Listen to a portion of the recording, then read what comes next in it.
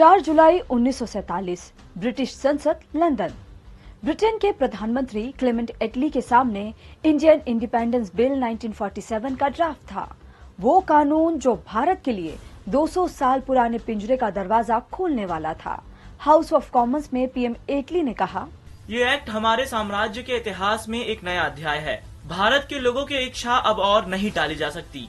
भारत को करीब 200 साल से लूट रहे ब्रिटिशर्स अचानक आजादी देने की बात क्यों करने लगे थे? स्वतंत्रता दिवस की 79वीं एनिवर्सरी पर स्पेशल स्टोरी में भारत की आजादी की कहानी अंग्रेजों के नजरिए से।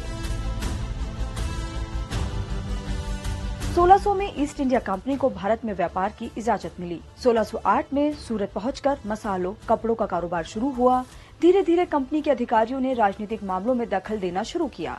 ताकत भी बढ़ाते रहे, जिससे देश के बड़े हिस्से पर उनका कंट्रोल हो गया। 1857 में भारत की सत्ता ईस्ट इंडिया कंपनी के हाथ से ब्रिटेन की महारानी के हाथ में चली गई।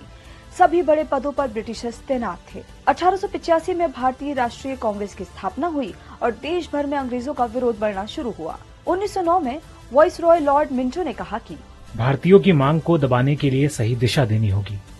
जून 1917 में स्टेट सेक्रेटरी बने एडविन मॉन्टेग्यू ने संसद में घोषणा की कि ब्रिटिश सरकार को देश भारत में प्रशासन के हर स्तर पर भारतीयों की भागीदारी बढ़ाना और धीरे धीरे स्वशासन विकसित करना है।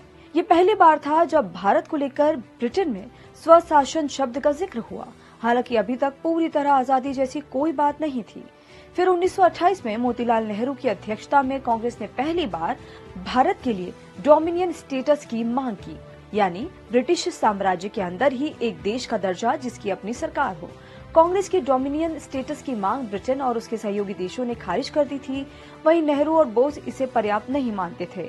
1929 लाहौर अधिवेशन में पूर्ण स्वराज का प्रस्ताव पास हुआ और 1930 में गांधी ने नमक सत्याग्रह शुरू किया, जिसे वाइसरॉय इरविन ने ब्रिटिश सत्ता के लिए खतरा बताया। 1931 में गांधी लंदन में गोलमेज सम्मेलन के दौरान जॉर्ज पंचम से बकिंघम पैलेस में चाय पर मिले। धोती और चप्पल में पहुंचे गांधी को देखकर अंग्रेज हैरान रह गए। 6 महीने पहले भी वो ऐसे ही वाइसरॉय इरविन से मिले थे, जिस पर विंस्टन चर्चिल ने उन्हें राजद्रोही फकीर कहकर ब्रिटिश सत्ता के लिए खतरा बताया। फ्रीडम एट मिडनाइट के मुताबिक लंदन से लौटकर गांधी ने